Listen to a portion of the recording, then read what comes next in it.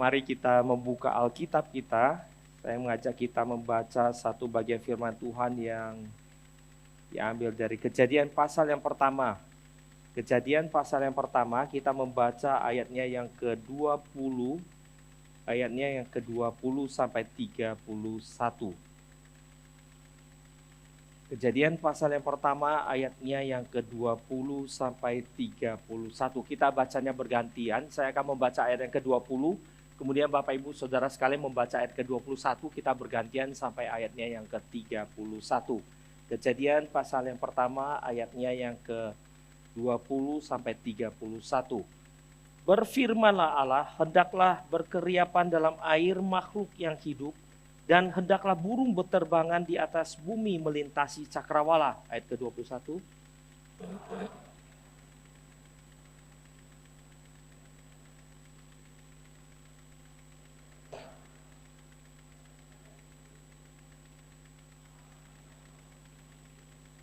Allah memberkati semua itu firman-Nya. Berkembang biaklah dan bertambah banyaklah, serta penuhilah air di laut, dan hendaklah burung-burung di bumi bertambah banyak. Berfirmanlah Allah, hendaklah tanah mengeluarkan berbagai jenis makhluk hidup, ternak, binatang melata, dan berbagai jenis binatang liar. Maka jadilah demikian.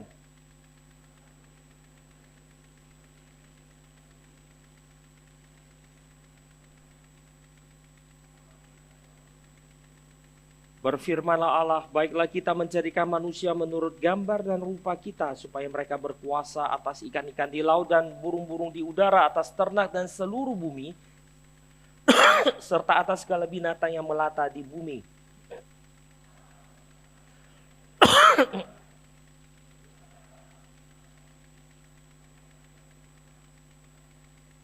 Allah memberkati mereka dan berfirman kepada mereka, beranak cuculah dan bertambah banyaklah, penuhilah dan taklukkanlah bumi, berkuasalah atas ikan-ikan di laut, burung-burung di udara, dan atas segala binatang melata di bumi.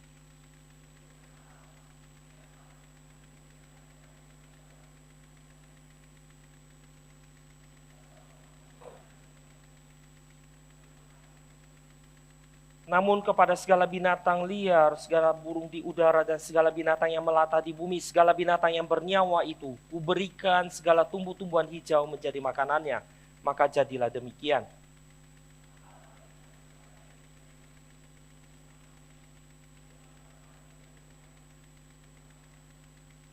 Saya akan membaca satu ayat lagi, yaitu dari Kejadian pasal yang kedua, ayat yang ke-8. Kejadian pasal yang kedua ayat yang ke-8 bagi kita semua. Tuhan Allah membuat taman di Eden di timur. Di sanalah ia menempatkan manusia yang dibentuknya. Mari kita berdoa. Bapa di surga, kiranya Tuhan boleh menolong kami pada pagi hari ini ketika kami datang beribadah di hadapan-Mu. Kiranya Tuhan boleh mempersiapkan hati dan pikiran kami. Kami boleh dibangkitkan sekali lagi. Diberkati dengan firman-Mu dan tuntunan-Mu yang boleh membawa kami hidup makin hari makin boleh mengembalikan kemanusiaan kami di hadapan Tuhan. Tolonglah kami ya Tuhan, kiranya Tuhan boleh memberkati kami, Tuhan boleh membangkitkan kami, Tuhan boleh merelakan kami untuk dipakai oleh Tuhan menjadi manusia di tengah-tengah dunia ini yang menjadi berkat bagi banyak orang. Berkatilah kami ya Tuhan. Di dalam nama Tuhan Yesus kami mengucap syukur dan kami berdoa. Amin. Bapak Ibu sekalian, kita membaca Kejadian pasal yang pertama, kita bisa mendapatkan beberapa hal. Satu hal yang penting yang kita bisa pelajari dari sana adalah bahwa manusia itu diciptakan untuk hidup di dalam ruang dan sekaligus di dalam tempat. Ini nanti menjadi satu hal yang sangat membedakan antara manusia dengan ciptaan lainnya. Kalau kita melihat nantinya yang tadi kita baca dari Kejadian pasal yang pertama ayat ke-20 dan sampai ayatnya yang ke-25. Binatang diciptakan semuanya itu memiliki ruangnya. Jadi kalau bahasa Inggrisnya itu memakai istilah space, nanti tempat itu place. Itu permainan kata yang sangat indah gitu ya, space dan place. Maka dikatakan binatang itu memiliki space-nya. Ada yang menduduki atau menguasai air. Dia tidak bisa ke darat, tidak bisa ke udara, dia hanya di sana. Ada yang menguasai atau yang menduduki darat, Dia tidak bisa ke udara, dia tidak bisa ke air. Ada yang menguasai udara, maka dia hanya di atas air atau dikatakan di atas gitu ya. Di udara itu menjadi bagiannya. Maka setiap binatang itu memiliki bagiannya. Dan hal yang kedua adalah binatang ini tidak pernah berkembang. Dia tidak pernah berkembang. Keberadaannya itu berada di dalam bentuk yang statis. Burung itu tidak pernah berkembang sampai satu hari nanti dia bisa menyelam ke air lalu kemudian hidup membuat koloni di dalam air atau dan seterusnya. Burung ya tetap burung. Terbangnya yang begini ya begini aja, dia tidak akan berubah gitu ya, tidak akan berubah. Berbeda dengan itu manusia dikatakan juga diberikan yang dinamakan space. Ada yang namanya ruang bagi manusia atau space ini. Manusia diciptakan untuk di darat, manusia tidak hidup di dalam air, manusia tidak terbang di udara. Namun manusia diberikan yang lebih dari itu, yaitu mampu menguasai nantinya burung yang di udara, bahkan ikan yang di laut, dan seluruh binatang yang di darat. Ini menjadi satu keunikan daripada manusia. Manusia itu bisa menguasai mereka nantinya, sehingga manusia itu nanti akan menjelajah ke wilayah-wilayah yang di luar bagiannya dia. Manusia pada umumnya hidup di darat, tetapi dia bisa mencapai nanti di udara, bahkan bisa masuk ke dalam air, dan bahkan dia bisa menguasai secara lebih luas gitu, itu manusia. Kita lihat hari ini kita bisa terbang, dengan pesawat terbang tentu saja. Kemudian kita bisa masuk ke dalam air dengan kapal selam, atau alat yang untuk kemudian kita bisa snorkeling ke bawah gitu ya. Kita bisa menyelam ke dalam. Itu menjadi keunikan manusia yang tidak ada pada binatang. Binatang tidak bisa berkembang, manusia bisa berkembang. Sehingga binatang di dalam keberadaan dia yang statis berbeda dengan manusia itu dinamis. Manusia ada satu dinamika di dalam hidupnya dan bahkan ada progresivitas, ada progres yang di dalam hidupnya. Inilah yang menjadikan nanti manusia beda dengan binatang. Maka di dalam kehidupan kita kalau lihat hari ini gitu ya, keberadaan manusia itu berkembang, harus berkembang. Dan kita harus tahu bagaimana kita berkembang dari satu konteks kepada konteks lain ya. Sehingga manusia itu menjadi satu keunikan di tengah-tengah hidup kita gitu. Hal yang lain lagi adalah manusia dikatakan di dalam Kejadian pasal yang kedua ayat ke-8 dikatakan, manusia itu Allah itu membuat taman di Eden, khusus satu tempat, taman di Eden. Kemudian dikatakan manusia itu ditempatkan di taman ini. Sehingga manusia itu memiliki tempatnya. Manusia bukan cuma tahu ada space, tapi manusia itu diberikan satu kesadaran, ada namanya place. Seluruh bumi ini diciptakan untuk manusia. Tetapi manusia juga ditaruh di taman di Eden. Dia tidak diserakan, Adam dan Hawa ketika diciptakan lalu dibuang aja dari surga ke bumi gitu ya. Jatuh kemana terserah dah. Satu Adam nanti di wilayah di utara atau di kutub utara, lalu Hawa di kutub selatan. Enggak, Tuhan menaruhkan mereka itu ada tempatnya. Sehingga manusia itu menjadi satu-satunya makhluk di dunia ini yang mengenal namanya place. Mengenal namanya place. Saya kasih contohnya agak vulgar, agak kasar gitu ya. Anjing itu bisa tidur di tempat di mana dia makan dan dia bahkan buang kotorannya.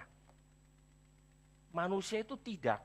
Manusia di dalam kebudayaan bahkan dari zaman Sumeria, zamannya Abraham, bahkan sebelum Abraham, mereka sudah mengenal namanya arsitektur. Rumah yang dibangun, ini ada namanya ruang tamu.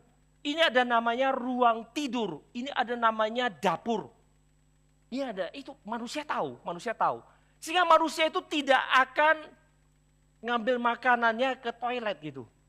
Lalu makan di sana. Atau buang kotorannya di ruang tamu. Atau yang kemana-mana dicampur aduk gitu ya. Tidak akan. Kenapa? Karena manusia itu diciptakan tahu namanya place. Bukan hanya space. Manusia tahu tempat dan bukan hanya tahu yang namanya ruang. Inilah yang membedakan manusia dengan nantinya ciptaan lainnya. Khususnya nanti dengan binatang karena tumbuhan itu lebih sifatnya pasif gitu ya. Ditaruh di mana ya udah dia di sana gitu. Manusia itu tahu dan namanya tempat. Tetapi di dalam konteks nanti pandemi, manusia itu dimundurkan di dalam kebudayaannya gitu ya. Manusia itu di dalam kebudayaan itu terus berkembang. Tapi pandemi itu membuat kita itu menjadi mundur. Kenapa? Akhirnya seluruh hidup kita yang sudah dibagi-bagi dengan tempat yang tertentu, yang begitu indahnya, begitu detailsnya, akhirnya dikecilkan kembali semua di dalam, hanya di depan laptop. Disitulah kita kerja, di situ kita belajar, di situ kita makan, karena sambil nonton, sambil kerja, sambil makan, di situ kita nonton, di situ bahkan kita baca Alkitab, di situ kita beribadah, di situlah kita melakukan segala sesuatu. Ini kerusakan ya, ini kerusakan. Maka GRI begitu pandemi selesai langsung keluar semua kembali fisik. Semua kembali fisik. Kenapa? Karena manusia tidak diciptakan untuk hanya tahu ruang lalu kemudian dijadikan satu. Manusia diciptakan untuk tahu tempatnya dan bahkan tahu tempatnya secara details dan bahkan harus tahu secara berkembang. Secara berkembang. Artinya manusia itu harus tahu meresponi hidupnya di hadapan Tuhan di dalam perkembangan hidupnya. Maka di dalam konteks ibadah sekalipun, ini saya pertama kali ke Muhammad Toha gitu ya. Dulu waktu saya datang itu masih belum dibangun, baru dibeli itu gedung yang lama. Yang saya paling kagumi dulu di tengah-tengah ada satu ruang bekas berangkasnya, itu yang saya paling kagumi. Dalam itu kedap sinyal, kedap segala sesuatu, luar biasa itu. Bagi kami orang teknik itu bisa mencapai hal yang seperti itu udah kayak bunker gitu, luar biasa gitu ya, luar biasa. Ini pertama kali saya datang melihat, wow sudah berubah. Kenapa? Dulunya itu di Paskal sana itu berbeda. Maka ketika kita pindah di tempat yang baru, di dalam ketika perkembangan dengan bentuk bahkan gereja yang baru, gedung yang baru, ada satu tuntutan perubahan dari kita. Ada sesuatu yang kita harus berubah, harus tahu bagaimana. Manusia itu di dalam perjalanan sejarahnya harus tahu bagaimana berubah. Inilah nantinya kita harus sadari sebagai seorang manusia. Bagaimana kita tahu tempat-tempat, sehingga ketika kita beribadah, berbeda dengan kalau kita datang ke tempat lainnya, misalnya hanya sekedar ke pasar gitu. Di dalam tradisi Sumatera Utara, itu orang Batak kalau kita lihat dua generasi di atas kita, opung-opung kita itu, kalau mau ke gereja itu bangunnya pagi-pagi. Karena mesti sasak rambut, dikonde gitu ya. Yang cowok mesti mandi, rambutnya itu disisir sampai mengkilat, sampai itu kalau bahasa zaman dulu klimis gitu. Rapi sekali, pakai jas. Inilah yang menjadi kesadaran akan manusia di dalam perkembangan sejarah. Ketika aku datang ke rumah ibadah, tempatnya ini berbeda. Aku di situ bertemu dengan orang yang berbeda dengan ketika aku pergi ke pasar. Maka pakaianku berbeda, sikapku berbeda. Saya masih ingat satu kali saya ikut satu orang pergi ke gereja Katolik. Sampai di sana duduk nggak berapa lama, saya tanya, toiletnya di mana gitu. Itu gereja ada toiletnya loh, benar ada toiletnya, bukan gereja yang nggak ada toilet, ada toiletnya. Toiletnya di mana? Saya langsung dikit, rumah Tuhan buang-buang sembarangan. Loh, rumah Tuhan nggak boleh buang air itu. Saya pikir kenapa nggak boleh? Saya bukan bilang nanti WC nggak boleh dimasukin gitu ya. Tapi ini menjadi, kemudian saya pikir ini menjadi satu sikap perkembangan respons manusia terhadap Tuhan. Dia mengatakan lain kali kau ke gereja, bereskan dulu semuanya. Sehingga datang ke gereja kamu tidak buang sembarangan, buang sampah, bahkan buang kotoran di rumah Tuhan. Salah Kak, kalau si Jack tinggal di atasnya nggak boleh buang kotoran di sini.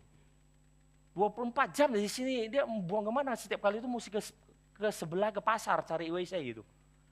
Bukan itu maksudnya.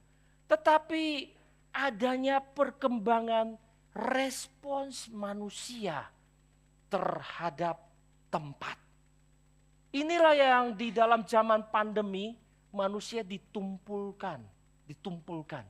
Kita tidak lagi sadar bahwa datang beribadah itu berbeda. Saya kaget ketika setelah pandemi itu datang beribadah di RMCI gitu ya. Anak muda datang pakai sandal jepit, celana pendek. Saya lihat dia santai ya duduk just. Angkat kakinya, udah sandal jepit, angkat kaki lagi. Itu saya kalau Tuhan dari surga gitu ya, kirim petir dari sana. Bakar mati loh. Itu juga zaman dulu kita dikasih perjanjian lama sedetail-detailnya. Kalau datang ke bait Allah harus ngapain. Bahkan untuk masuk sampai ke ruang maha kudus itu setahun hanya boleh 1 kali. Sepanjang tahun hanya 1 kali dan diwakilkan oleh imam besar. Untuk masuk ke sana ritualnya panjang. Sepanjang tahun persiapan, mempersiapkan anak domba Allah yang terbaik. Di dalam perjalanan dia mesti mempersiapkan diri menuju ke bait Allah. Jangan sampai di dalam perjalanan ke bait Allah, kemudian dia injak batu lalu kakinya terkilir, ceklek. Pulang dia. Yang cacat, yang tidak sempurna pulang, tidak boleh ikut. Jangan sampai ketika dia sedang berjalan ke bait Allah, dia lagi kasih tahu anaknya, ingat ya nanti di bait Allah. Jangan sembarangan lari, itu bukan rumahmu, itu rumah Tuhan. Sambil dia ngomong, dia kegigit lidahnya, cerap berdarah. Pulang. Begitu detailnya, begitu mereka itu dikasih aturan supaya mereka sadar pembedaan tempat. Hari ini kita sebagai manusia modern mundur di dalam respons kita terhadap tempat. Bayangkan kita bisa makan di WC sambil makan, terus ke WC, sambil bawa HP ibadah, sambil sarapan, sambil duduk di WC. Terus kemudian kita bisa keluar sambil bawa jalan ibadah, sambil tiduran. Kita kehilangan sense of place yang harusnya ada pada manusia. Maka Kejadian pasal yang pertama ini mengajarkan pada kita, bagaimana kita manusia itu harusnya tahu, ruang itu adalah tempat kita. Yang harus kita sadari lebih daripada ruang adalah tempat. Bagaimana kita sadar ada namanya tempat. Namanya tempat. Di RMCI, wilayah mimbar ini tidak dinaiki oleh anak-anak. Tidak dinaiki oleh anak-anak boleh lari-lari di bawah gitu ya, main-main di sana itu nggak apa-apa, loncat-loncat sana sini. Tapi tidak naik ke sini. Untuk mengajarkan mereka dari kecil sense of place. Jangan sembarangan. Jangan sembarangan. Bukan kita mensakralkan tempat, tetapi untuk mengajarkan dia menjadi manusia harus tahu tempatnya. Kenapa? Karena dengan gambaran inilah manusia harusnya hidup di dalam hidupnya secara umum di dunia ini, di dalam bumi ini. Kita hidup secara umum sebagai manusia, berkembang secara umum. Pada saat yang sama, setiap orang harus tahu tempatnya. Nanti di dalam perjanjian baru berbicara tentang panggilan. Panggilan itu tahu tempatnya. Bukan hanya sekedar saya jadi manusia. Apa itu jadi manusia? Jadi manusia adalah kalau udah umur 3 hari ini, bahkan lebih pagi gitu ya. Bahkan di perut aja udah sekolahin, kasihan banget gitu. Oke lah, umur 3 dimasukin ke TK, umur 4. Umur 6 SD. Bukan setelah itu lulus SD masuk SMP. Setelah lulus SMP masuk SMA. Setelah lulus SMA kuliah. Setelah kuliah ngapain? Kerja. Setelah kerja ngapain? Cari pacar, berkeluarga, punya anak, lalu jeblosin anak kita dalam lingkaran yang kita nggak tahu kenapa kita masuk di sana. Manusia itu bukan hidup di dalam lingkaran keumuman seperti itu. Alkitab mengajarkan setiap manusia harus tahu tempatnya. Harus tahu tempatnya, panggilannya. Panggilannya. Saya sangat iri melihat anak saya yang pertama. Dari umur 3 tahun, dia tahu apa yang dia mau. Dari kecil, saya suka kasih anak saya homeschooling dulu ya. Kasih mereka nonton di YouTube, nonton Dunia Binatang. Saya perhatiin dia lihat ketiduran. Oke, dia nggak punya interest. Kasih nonton musik, dia pelototin. Begitu keluar biola, dia langsung majuin kepalanya. Begitu yang lain, dia liatin lagi. Kalau kita nyalain musik klasik, dia bukan tidur. Beda sama kita gitu ya, nyalain kalau mau tidur, susah tidur, nyalain musik klasik kan. enak untuk tidur. Apalagi yang tenang gitu, terus tidur kita. Dia kalau nyalain musik klasik, dia malah denger nggak berhenti-berhenti. Ini kenapa gini? Banyak apa ini? Dalam hati kita, nyalain musik untuk tidur, bukan untuk cerewet. Tapi dari kecil dia tuh punya satu sense itu dekat sekali dengan musik, dekat dengan sekali dengan biola, dan bahkan dari kecil itu terus ditanya, udah besar lu mau jadi apa, Ying? Pemain biola. Piano aja, enggak. Biola. Pokoknya biola, dia bisa piano, dia bisa flute, dia bisa nyanyi, semua les. Semua excellent, semua bagus. Tapi dia tetap tahu cuma mau biola. Saya tuh iri loh sama dia. Dari kecil tahu, kalau kita lulus SMA bingung, mau kuliah apa ya? Ngambil koin yang pertama, ting. IPA, IPS. IPA, oke. IPA ada teknik ke arah biologi, ke arah itu kling lagi. Saya ketika sampai di Jerman lulus college, hari terakhir udah mesti tulis mau daftar jurusan apa, saya bingung. Gak tahu mau tulis apa. Apa aja boleh. Pokoknya teknik apa aja boleh, gak tahu mau tulis apa. Akhirnya saya pergi ke TU Berlin. Di sana ada profesor yang duduk untuk memberikan arahan gitu kira-kira. Saya datang ke dia.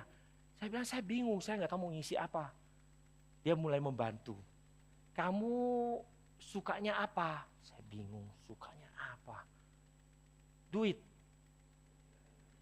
Prof itu pelototin saya, liatin. Ini Technical University of Berlin. Ini universitas teknik, gak ada kuliah ekonomi, cetak uang, gak ada. Ini urusan teknik semua. Saya bilang, iya tapi kalau tanya saya suka apa, saya suka duit. Sekolah apapun boleh, asal duitnya banyak. Oh kalau gitu gampang. Tahun 90-an kan, kamu kuliah mikroelektronik aja, lagi booming. Ini dunia ini pasti masuk dunia itu mikroelektronik. Boleh? Oke terima kasih, langsung saya mau sebentar sini. Mikroelektronik terbagi dua, produksi dan desain. Kamu kan desain Indonesia nggak bisa produksi. Debu satu aja itu masuk ke dalam mikroelektronik, itu berjalur-jalur ditutup, itu udah shortcut semua itu langsung. Short semuanya itu korslet.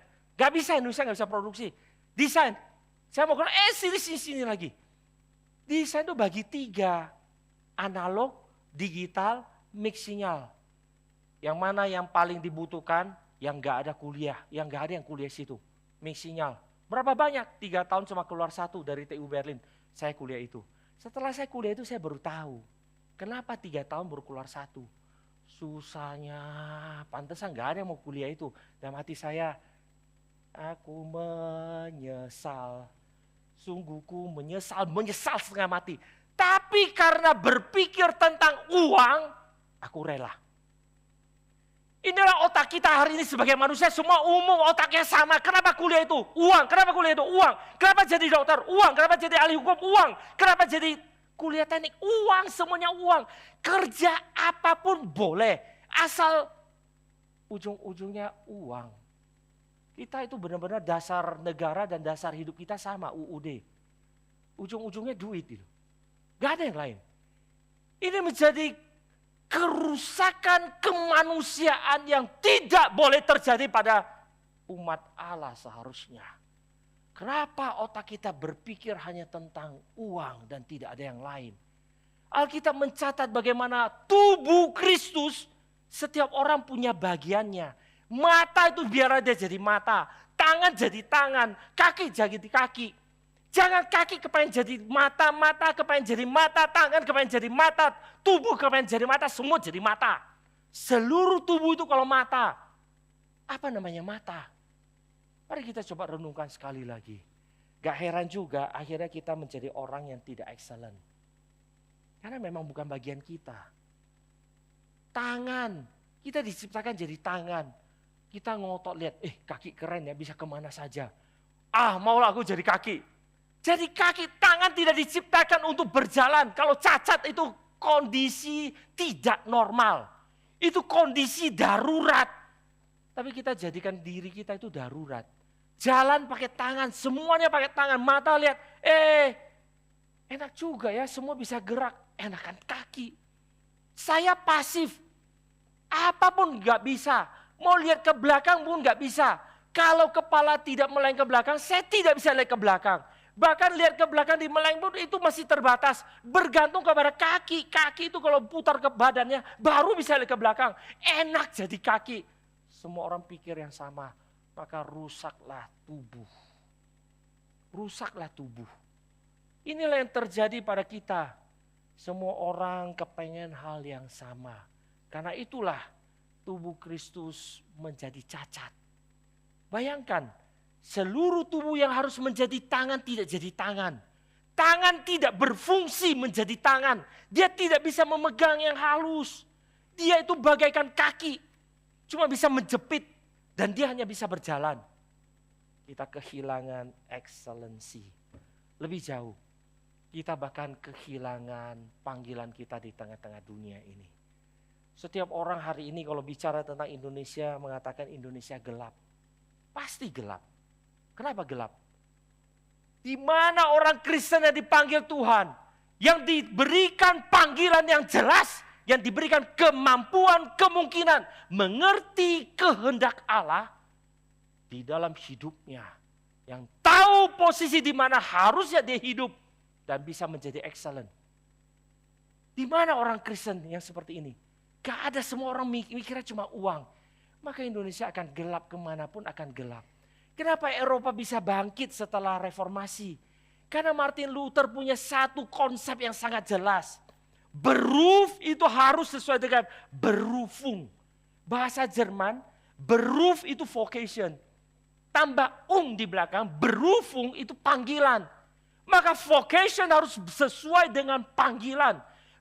Der beruf harus sesuai dengan di berufung. Setiap orang ketika kembali kepada panggilannya, maka excellency itu baru bisa dicapai.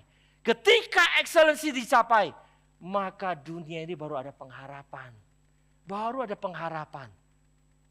Saya sering dapat dengar itu anak-anak kalau kuliah gitu. Saya kan pelayanan di FIRES itu ya, pelayanan mahasiswa. Anak-anak itu cerita teman-teman mereka, gila, masa ditanya dosen, jantung itu ada berapa bilik? Dia bilang 3, emang kodok katanya. Saya bilang, ya dokternya, dosennya salah tanya. Mestinya tanya, jantung manusia. Kalau cuma tanya, jantung ada berapa bilik? Dosennya tanya, mungkin pikirnya manusia, dia pikirnya kodok beneran, makanya 3 bilik. Jadi nggak ada yang salah gitu. Orang seperti ini kalau jadi dokter mau jadi apa coba? Otaknya cuma mikirnya uang. Saya pernah satu kali ketika pulang ke Medan, anak saya sakit, waktu itu masih kecil gitu ya. Lalu pergilah kami ke dokter anak. Begitu masuk ke ruang prakteknya, itu ada 4 meja. 4 meja. Jadi begitu masuk itu kayak ban kerja gitu tahu ya. Yang bergerak itu. Anak saya taruh di meja pertama, situ ada susternya. Meja keempat dokternya, meja perempat susternya. Cek suhunya, apanya ditimbang, ditulis. Next, yang kedua tanya-tanya, apa ini, apa ditulis di sana. Yang ketiga, sudah ya, sudah siap, oke, ini. Ada lagi nggak? Tanya, dipastikan, nggak ada. Baru nanti setelah itu masuk ke dokternya begitu lihat, langsung buka resep. Tanya pun enggak. Kenapa? Udah ditanya 3 suster. Langsung kasih resep, udah selesai. 5 menit nggak ada, bayar langsung keluar. Saya pikir gila juga ini. Kacau loh. Kalau panas itu banyak ceritanya. Setelah itu saya itu jarang ke dokter ya. Anak saya jarang ke dokter. Kalau panas saya bawa ke mall. Kasih Panadol, turunkan panasnya, lari. Di mall suruh lari. Lari sana, lari sih keringatan. Lap keringat, kasih minum. Lari lagi keringatnya, minum. Keringat, minum, lap, pulang. Panasnya turun. Gampang, itu lebih gampang.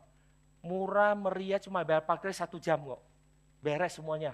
Mau sakit 3 bayar 1 jam. Mau sakit 2 bayar 1 jam. Sakit 1, biasa anak kalau 1 sakit semua kena itu. Bayarnya sama, parkir cuma 1 jam. Liatin jam 50 menit, pulang 50 menit. Supaya nggak masuk ke 51, nanti 61 menit sakit hati gitu ya. Bayar tambah 1 menit jadi 2 jam itu. 50 menit, pulang. 50 menit lari beres kok, aman itu. Dokter macam begini itu bukan dokter. Kenapa? Karena dia bukan untuk mengobati, dia otaknya adalah uang secepat mungkin. Karena itu hitung omset. 1 hari berapa pasien, 1 hari berapa pasien. Celaka dunia ini. Celaka dunia ini.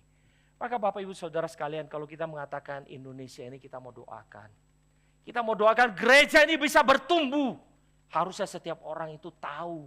Tahu apa? Tahu my place. Bukan cuma tahu place dalam arti, oh ini ruang ibadah mesti duduk yang rapi. Dulu ketika saya di Jerman, di satu gereja itu, gereja Mennonite gitu ya. Gereja Mennonite itu sangat menekankan sikap hidup, moral. Kalau masuk gereja jangan ketawa kenceng-kenceng. Tapi kalau udah ngobrol ketawa, wah ibu pendeta, gereja. Tuhan tidur apa? Gak boleh kenceng-kenceng. Pokoknya jalan pelan-pelan, duduk kalau ibadah, duduk semua diam. Kalau dari liturgis dari depan lihat ke bawah, semua duduknya tegak. Alkitab buka, taruh di paha, tangannya begini. Semua seragam, dari kiri sampai kanan, tegak gitu. Gak tahu itu tidur, merenung, mendengar, gak tahu. Pokoknya mata semua lihat ke depan gini, serius. Bukan itu, bukan cuma tahu place dalam konsep seperti itu. Tapi bahkan lebih jauh kita tahu my place di dalam dunia ini. Kenapa saya hidup? Saya hidup bukan cuma untuk cari uang dan beranak, lalu menjeblosin anak saya punya satu konsep yang sama, cari makan untuk hidup, lalu kemudian anaknya itu kemudian juga melakukan hal yang sama untuk anaknya. Bukan. Karena hanya untuk meneruskan keturunan, cari makan, gedekan, lalu punya anak, lalu anak itu dibesarkan tuh supaya bisa cari makan. Maaf ya, agak kasar. Apa bedanya dengan dunia binatang? Manusia tidak diciptakan sama dengan binatang. Manusia diciptakan untuk menopang sejarah di dalam karya Allah. Allah sedang bekerja melalui umat Allah. Dan jikalau umat Allah tidak menyadari panggilannya, posisinya, tempatnya, maka sejarah gelap. Setelah reformasi, Eropa itu berkembang. Kenapa? Karena orang punya otaknya itu cara berpikirnya berbeda. Saya ketika di Jerman, saya itu pergi belajar gitar. Karena saya suka main gitar waktu kecil. Saya suka musik dari kecil sebetulnya. Waktu kecil mau belajar biola, papa nggak kasih. Miring kepalamu nanti. Karena kan lihatnya ke kiri gitu kan, miring. Nggak boleh gitu ya. Lalu saya bilang, kalau gitu oke, rumah ada piano. Cici saya sama adik saya belajar piano. Udah, saya belajar piano juga deh sekalian. Jangan nanti kayak banci. Karena zaman itu pemain piano itu Richard Clayderman, rambutnya panjang, halus kayak banci. Anak laki cuma satu papa saya, nanti jadi banci loh.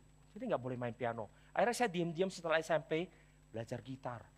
Saya belajar gitar gitu ya. Sampai di Jerman saya kepengen dalemin. Lihat teman saya bisa main jazz, seru juga. Cari guru untuk belajar gitar. Akhirnya saya ketemu satu guru, lulusan Universität der Künste Berlin atau Universitas Seni Berlin. Itu adalah universitas seni dua terbaik di Jerman. Di Jerman ada universitas seni yang terbaik, satu di Munich, HMTM, satu lagi di Berlin, UDK. Cuma dua itu, dan itu diakui seluruh dunia. Lulusan sana itu enggak injak tanah, maksudnya setengah dewa gitu ya, dianggap itu bukan manusia lagi. Saya dapat guru lulusan S2 sana, lulusan terbaik di gitarnya. Waktu janjian sama dia saya bingung, alamatnya kok di pinggiran banget. Terus saya pikir, oh mungkin dia cari market yang pinggiran kota Berlin. Sampai di tempat dia saya lihat, gila, ini rumahnya udah mau ambruk punya. Dia di lantai 4. Apa masalah di lantai 4? Di Jerman lantai 1 itu lebih mahal, lantai 2 itu lebih mahal. Lantai 4 apalagi gedung tua yang gak ada lift, murah meriah. Dulu saya tinggal di lantai 4 gitu ya, murah meriah. Kalau beli beras, ampun. Ngangkat tuh beras, ngangkat sampai ke atas, gak ada yang nganterin, ngangkat sendiri, bawa sampai ke atas gitu. Lantai 4, nanti sampai ke rumahnya, apartemennya saya kaget. Rumahnya hanya sekitar 3 kali 4, itu apartemennya. Tidak ada heater, musim dingin gak ada heater.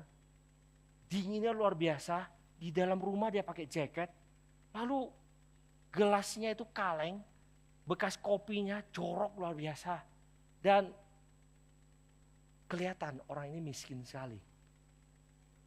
Setelah les berapa kali saya tanya dia, kenapa kamu hidup di dalam kemiskinan seperti ini? Dia ngajar bayarnya murah. Bayarnya murah. Lalu saya pikir, ini orang ini lulusan UDK, itu udah disebut dewa. Kenapa mau hidup seperti ini? Kenapa dia nggak pergi konser aja? Bikin konser sekali konser dapat puluhan ribu euro. Kaya itu, semua musikus itu kaya kalau performance. Kaya raya, kenapa dia cuma ngajar? Lalu saya tanya, saya nggak tahan, saya tanya dia, kenapa kamu tidak pergi perform aja, bikin konser? Dia jawab satu hal yang saya kaget. Saya dari kecil saya tahu, dipanggil untuk menjadi guru, mendidik orang-orang yang tidak mampu, namun berbakat. Saya tidak dipanggil untuk menjadi orang kaya raya, saya dipanggil untuk mendidik. Bapak Ibu sekalian, kalau anak kita lulusan Harvard, pulang ke Indonesia bilang ke kita, Mak, aku dipanggil menjadi pendidik. Lulusan Harvard, lalu cuma ngelesin anak-anak di pinggiran kota Bandung. Kita mungkin tepuk jidat loh, ngapain lu ke Harvard? Gak ada kerjaan lu ya, sakit jiwa. Lulusan Harvard mestinya ngajar di paling tidak ITB deh, kalau nggak di UI. Kalau bisa ngajar balik di Harvard. Itu baru benar. Bukan ngajar les di pinggir kota Bandung, lalu ngelesnya itu bayar berapa? Terserah, sukarela. Sampai saya satu hari itu belajar gitar itu saya udah gak punya waktu untuk latihan. Maka gak ada kemajuan yang berarti. Saya mau berhenti aja saya gak enak hati. Kebayang dia hidupnya susah begini. Saya berhenti lagi, dia kurang lagi satu murid. Sampai dia buka mulut. Kamu kelihatannya gak ada waktu latihan gitu ya. Apa kamu berhenti dulu? Nanti kamu makan apa? Saya tidak dipanggil untuk cari uang. Ingat Edward. Saya bukan dipanggil untuk dapat uangmu. Saya dipanggil untuk mendidik orang bisa bermain musik. Saya pikir orang seperti ini datang dari mana? Datang dari mana? Di Indonesia cari orang seperti ini. Di dalam 270 juta lebih hari ini gitu ya di Indonesia. Mungkin cari satu itu enggak ada loh. Mungkin enggak ada. Kalau enggak percaya coba sekolahkan anak kita setinggi mungkin. Nanti pulang dia ngajar les. Kita akan berdoa, Tuhan terima kasih. Anak saya akhirnya tahu panggilan hidupnya. Jadi orang miskin. Puji Tuhan, haleluya. Indonesia terang bukan gelap. Tapi inilah otak kita hari ini. Kita cuma tahu space.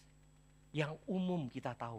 Manusia secara umum hanya tahu sekolah kerja, berkeluarga. Lalu anaknya itu dijeblosin kembali. Sekolah kerja, berkeluarga, punya anak jeblosin lagi. Otaknya kalau bisa dari generasi ke generasi. Yang disebut dengan kemajuan adalah kemajuan ekonomi. Yang kita pikirkan. Bukan kemajuan pekerjaan Tuhan. Bukan. Maka Bapak Ibu sekalian, kalau speak kita males datang. Jujur aja. Saya nggak tahu siapa yang datang, siapa yang nggak datang gitu ya. Saya cuma tahu lihat dari laporan. Bandung 180 yang hadir. Cuma 600 kok. Tiap minggu laporan 600, 700, 600. Kenapa 180? Berarti kira-kira 70% nggak datang. Karena ada sebagian yang dari luar lagi. Mungkin 80% nggak datang. Kenapa? Karena nggak bisa cari duit. Belajar speak nggak saya cari duit, saya bukan pengkhotbah, saya bukan pendeta, saya bukan. Kenapa? Bukannya itu terkait dengan uang. Maka otak kita hanya ada dua hari ini. Uang dan hidup nyaman. Cuma dua itu. Kalau saya belajar bisa hidup nyaman, saya lakukan. Kalau saya belajar saya bisa dapat uang lebih banyak, saya lakukan. Maka saya ketika dikasih tahu, 3 tahun baru keluar 1 insinyur, bagian mikroelektronik, desain, mix sinyal. Saya mengatakan, here I am. Di sini aku Tuhan, utuslah aku. Kenapa? Karena di kepala saya langsung kepikiran, kalau lulus bukan saya cari kerja, kerja cari saya. Waktu itu saya baru umur 18-19 tahun loh. Otak saya udah berpikir, kalau lulus cari kerja itu orang biasa. Kerja cari saya itu baru keren. Beneran saya belum lulus kerjaan cari saya nggak pernah cari kerja itu. Santai aja itu. Kerjaan yang cari saya. Saya baru kerja 3 bulan, headhunter udah telepon, bahkan di kantor saya, itu nomor telepon bukan HP loh. Nomor telepon kantor, kok ada yang telepon saya? Biasa kalau telepon itu kalau bukan dari rumah, dari teman, kalau nggak darurat, nggak ada yang telepon saya di kantor. Saya angkat, halo, dari headhunter, mau ketemu di Hotel Kempinski, ngajak makan. Kapan lagi bisa makan di hotel mewah? Oke, saya langsung datang. Langsung ditawarin sambil makan. Ini dari klien saya. Menawarkan kondisi Anda sekarang dikali 3. Dia bahkan tidak tanya, kondisi sekarang itu berapa? Keluarkan kontrakmu.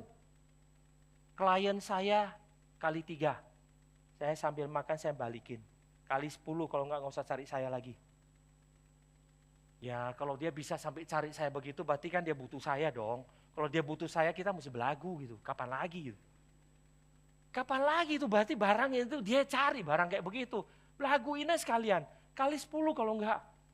2 hari kemudian, 3 hari kemudian ada telepon lagi. Klien saya bilang kali 5. Cepat tutup lagi. Dia telepon lagi. Klien saya udah bilang kalau enggak kali 10 enggak usah telepon lagi. Cepat tutup. Minggu depan dia telepon lagi. Klien saya kali 7. Tak tutup. Saya jawab pun enggak. Belagu ya. Ya karena saya udah mau pulang jadi hamba Tuhan sehingga peduli dia mau kasih bang. Kalau hari itu dia bilang kali 10 saya bingung, mateng. Udah nawar gak mau beli itu. Habis nawar kabur kan dimaki orang, udah nawar 10 terus dia bilang iya, terus dia bilang sorry gak jadi naik ke 20. Itu saya bisa digorok mati sama orang, untung dia gak lanjut lagi gitu. Bapak ibu saudara sekalian, kita hari ini selalu melihat hidup kita sukses.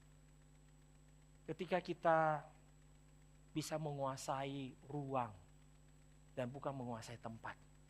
Kalau saya bisa menguasai ruang seluas mungkin di dunia ini dengan kuasa, dengan jabatan, dengan ketenaran, dengan uang yang ada, maka saya hebat. Tuhan mengatakan manusia itu bukan menguasai ruang saja, tetapi manusia itu harus tahu tempatnya. Maka Adam itu ditaruh mulai di taman di Eden. Mulai dari sini kamu itu menguasai dunia. Tapi mulai dari sini. Dan bahkan bukan kamu menguasai dunia.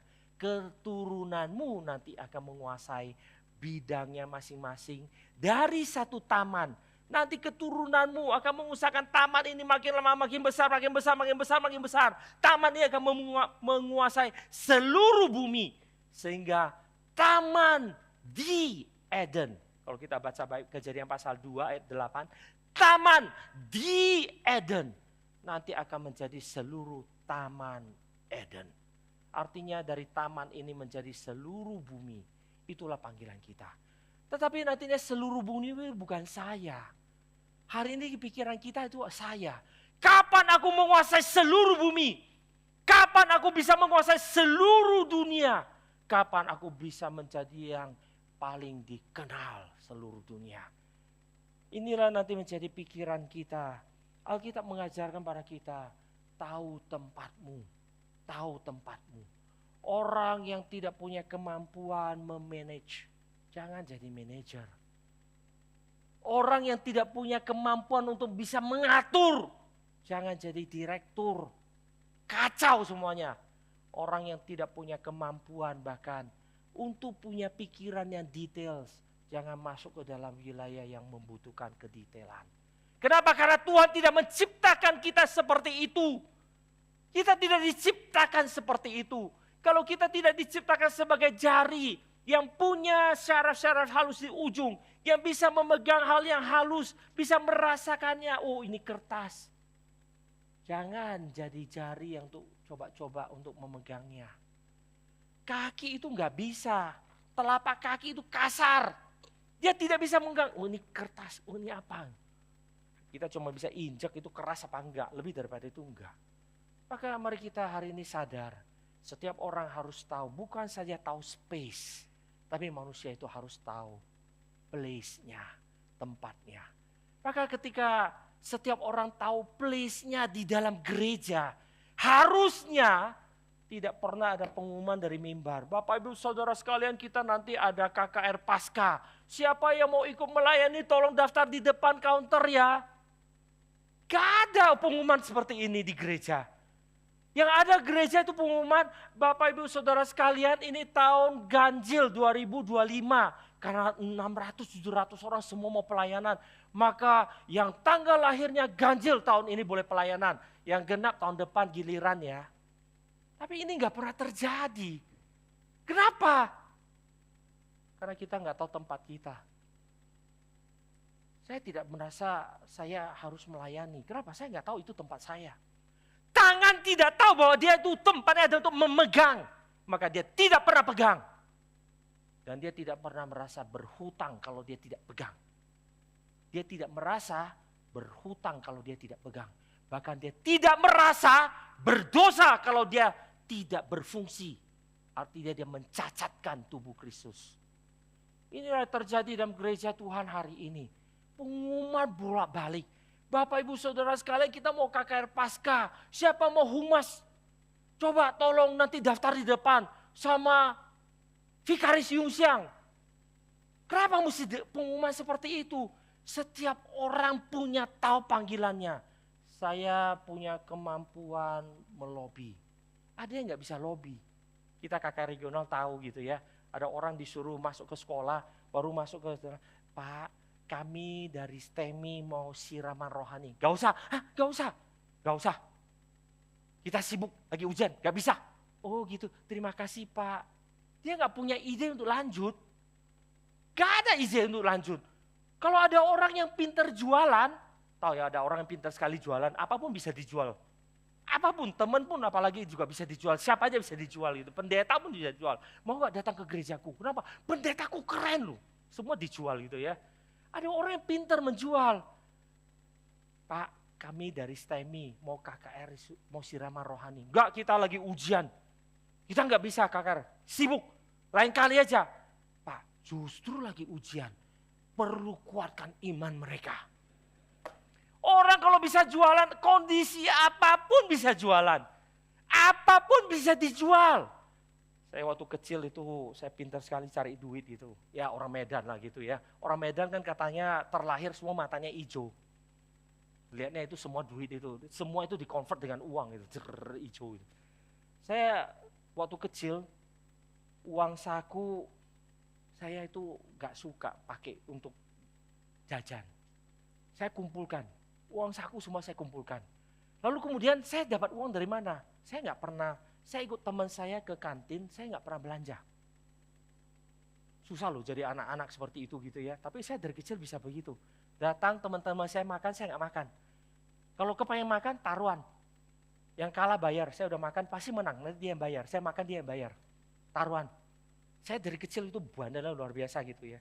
Nanti kalau nggak taruhan sana, taruhan sini dapat uang dikit. Saya masih ingat waktu saya masih SD. Beli itu figur-figur tentara, warna hijau plastik satu kantong. Cuma Rp25. Satu kantong tuh puluhan itu tentaranya. Ada yang berdiri, ada yang tiarap, ada yang jongkok, ada yang lagi lari, ada ininya, ada di atas tank, macam-macam. Kan beda-beda itu. Saya setelah main bosan Rp25, bosan. Dibuang sayang dalam hati saya itu mata duitan banget gitu ya waktu kecil. Sekarang juga sih mungkin. Ya susah lah, mata hijau susah diganti itu, walaupun kelihatannya itu coklat itu. Ini kalau dibuang itu sayang. Kenapa? Uang saya di sana Rp25. Jadi gimana kembalikan Rp25? Saya udah bosan mainnya. Saya cari yang tiarap. Cuma satu memang. Mau beli nggak? Tanya teman saya. Boleh. Ini bagus loh. Lu bayangin, satu kantong cuma ada satu. Satu-satunya di seluruh kantong cuma satu. Saya jual ke teman saya Rp5. Dia pikir-pikir, cuma satu ya? Satu ini, spesial. Dia beli Rp5. Ya memang cuma satu loh. Yang tiarap satu, jongkok satu, lari satu, berdiri satu, loncat satu, semua juga satu. Itu kan macam-macam, itu kan bukan semua jongkok satu kantong, bukan kan.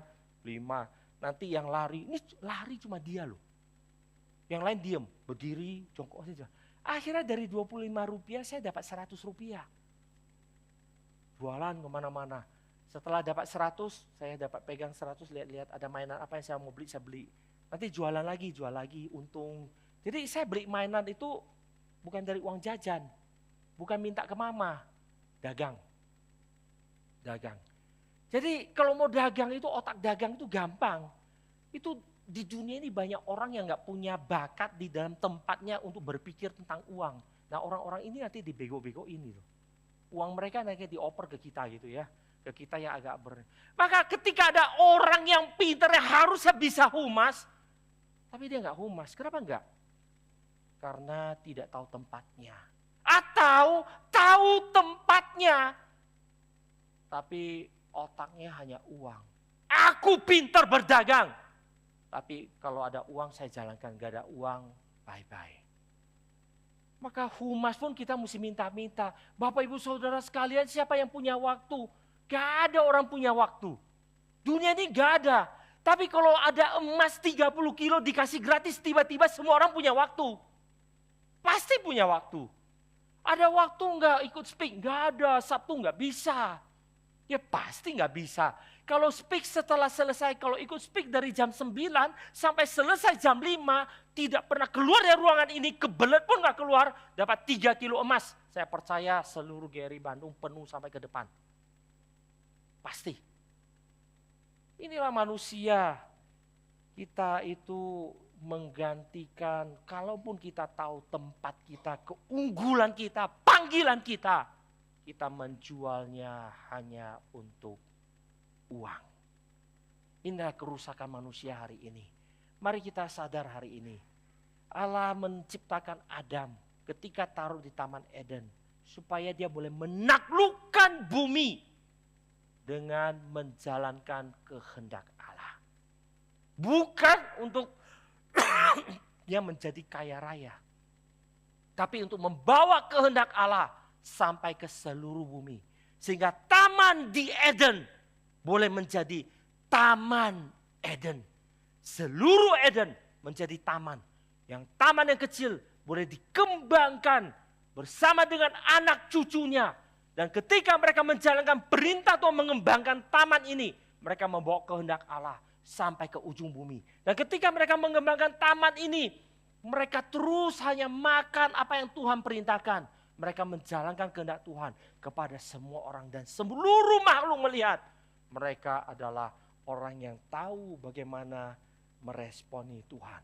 Bukan mereka tidak mampu makan tumbuhan hijau. Buktinya hari ini kita bisa makan sayur kan? Bukan karena mereka tidak mampu makan tumbuhan hijau. Tapi karena mereka tidak disuruh makan tanaman hijau, tumbuhan hijau. Maka ketika mereka makan buah yang berbiji, mereka sedang menjalankan kehendak Tuhan. Hanya menjalankan kehendak Tuhan, bukan tidak bisa.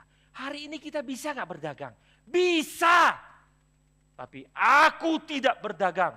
Karena itu bukan perintah Tuhan. Itu bukan panggilanku. Maka Bapak Ibu Saudara sekalian, hal yang pertama, kita harus tahu place kita. Ketika kita ada di dunia ini, tempat kita sebagai umat Allah adalah menjadikan seluruh dunia ini ruang ibadah kita. Bagaimana melatih ruang ibadah? Menjadikan ruang ibadah setiap minggu ketika datang beribadah. Bagaimana menseriuskan di hadapan Tuhan. Dengan itulah kita melatih nanti hidup kita di luar. Tanpa serius di sini, omong kosong ibadah di luar. Tanpa ibadah di sini dengan benar, omong kosong kita akan ibadah di luar. Omong kosong. Gak usah bicara seluruh hidup itu ibadah di mana aja bisa. Kalau kita tidak pernah mementingkan yang satu, gak mungkin kita mementingkan keseluruhan. Ini hal yang pertama. Tahu our place. Mendidik diri di dalam tempat yang seharusnya. Yang kedua, tahu panggilan kita di dalam umat Allah. Sebagai gereja Tuhan. Mengembangkan pekerjaan Tuhan. Sehingga nanti itu salib yang tinggi di gedung ini. Kenapa salib harus sebegitu tinggi? Kenapa gereja selalu di tengah kota di Eropa? Coba pergi ke Eropa. Gak ada gereja di pinggiran, adalah gereja kecil-kecil. Ke Köln itu dia punya gereja itu ada di tengah kota. Berliner Dom itu ada di tengah kota. Itu kemana saja itu ada di tengah kota. Paris, Notre Dame itu ada di tengah kota. Kenapa? Karena gereja itu harus menjadi pusat. Untuk menjadi pusat melayani masyarakat. pusat untuk menjadi berkat. Maka bagaimana menjadi berkat, menjadi pusat ketika semua orang tahu panggilannya hidup di tempat ini seperti apa. Sehingga orang di luar sana melihat gereja ini berbeda. Melihat kita yang ada di dalam sini hidup berbeda. Ibadah kita berbeda. Cara kita hidup berbeda. Bukan membawa cara yang rusak dari luar ke dalam. Tapi bagaimana kita mengembangkan hidup yang di dalam. Yang rapi, yang baik, yang teratur, yang tahu bagaimana kita hidup dengan benar. Dan kemudian kita menjadi teladan bagi mereka di luar. Saya masih ingat ketika kami di Jerman, di gereja, biasa kita orang Indonesia kan. Orang Indonesia punya satu kebiasaan. Yang bukan punyaku tidak kupikirkan. Itu kebiasaan kita. Kita masuk ke toilet, setelah cuci tangan, itu Jerman juga ada kertas untuk lap tangan. Orang Indonesia itu nggak pernah tarik satu. Seret, sampai berapa banyak? Sampai dia rasa panjangnya cukup. Bukan sampai yang dia butuh itu selesai. Selesai. Diteraknya orang Jerman. Bagaimana kamu bisa bersaksi kalau kamu untuk urusan hal kecil begini tidak bisa berpikir? Tahu kamu setiap kertas itu berapa banyak pohon yang ditebang? Satu pohon bisa jadikan berapa kertas buat kamu itu hanya lap tangan yang sebenarnya kamu nggak butuh. Terus kita pikir, orang Jerman bahkan buka airnya rese loh. Kita di Indonesia kan buka air, cuci tangan, ambil sabun, airnya di Jerman kita diteriakin, hei, tahu nggak itu air itu mahal. Kedepannya bahkan 50 tahun akan datang, air lebih mahal daripada minyak. Terus kita, lebay. Tapi orang Jerman itu berpikir sampai ke detail. Kenapa? Karena harusnya gereja itu menjadi teladan, contoh yang mampu berpikir dengan benar, efektif, efisien. Dunia ini semua orang tahu. Hidup mesti nggak boleh boros, semua orang tahu. Tapi gereja nggak tahu. Gereja nggak tahu. Bukan tidak tahu, tidak mau tahu. Ini celaka.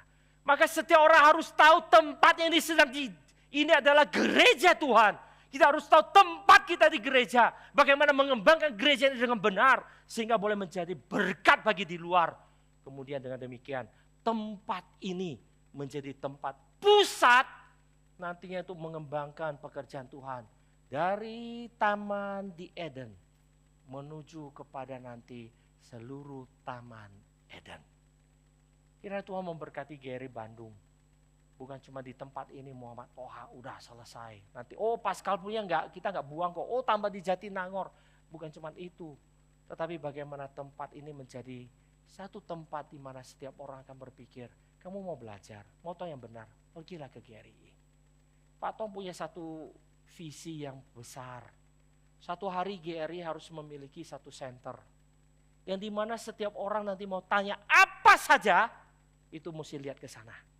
Itulah benchmarknya, itulah pusatnya, itulah standarnya bagi Indonesia dan bahkan bagi seluruh dunia. Kapan itu terjadi? Kalau kita tidak mulai dari kita sendiri, mungkin kita dihina orang di luar. Banyak hal yang kecil kita kemudian menjadi batu sandungan bagi orang luar. Hal yang kecil, ketidakmampuan kita hidup lebih rapi dari orang luar. Kita akan dianggap, orang Kristen gak ada gunanya. Mari kita tahu tempat kita. Tempat kita bukan hanya datang beribadah. Tempat ini adalah tempat untuk bersaksi kepada dunia. Tempat ini harus menjadi pusat bagi Bandung. Tempatnya harus menjadi mercusuar untuk meridim, membawa orang di kota Bandung ini boleh kembali kepada Tuhan. Kita harus tahu our place. Our place. Inilah panggilan kita. Inilah tempat kita untuk boleh mengusahakan taman di mana Tuhan telah mempercayakan kepada kita. Mari kita berdoa. Kasihanilah kami ya Tuhan. Kami hidup di dalam kebodohan kami. Kami hanya tahu menjadikan gereja satu dari aktivitas kami yang begitu banyak sepanjang minggu. Dan kami cukup bangga ketika kami tiap minggu tidak pernah melewatkan aktivitas datang beribadah. Padahal kami gagal menjalankan panggilan kami yang sesungguhnya. Karena panggilan kami bukan hanya datang ke gereja, satu tempat yang khusus. Tapi kami harus mengkhususkan tempat ini. Karena tempat ini adalah tempat kami boleh bertemu dengan Tuhan. yang pada akhirnya kami boleh mengembangkannya, membawa semua orang di sekitar kami boleh melihat Allah, melihat Tuhan di dalam kehidupan kami di tempat ini.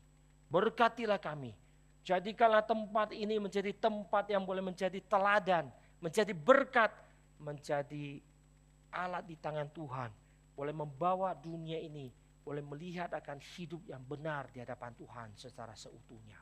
Tolong kami ya Tuhan, jangan biarkan kami menjadi orang yang bodoh, tidak tahu panggilan kami, dan bahkan kami lebih celaka lagi. Kami puas dan bangga ketika hidup kami hanya seperti mereka di luar sana yang tidak mengenal Tuhan. Hidup di dalam ketidaksadaran akan panggilan, ketidaksadaran akan makna hidup, dan kami bangga seperti mereka. Tuhan ampuni kami, bangkitkan kami dan sadarkan kami sekali lagi, sehingga kami tidak pernah menjadi orang yang kehilangan makna dalam hidup kami. Tolong kami ya Tuhan. Di dalam nama Tuhan Yesus kami mengucap syukur dan kami berdoa. Amin.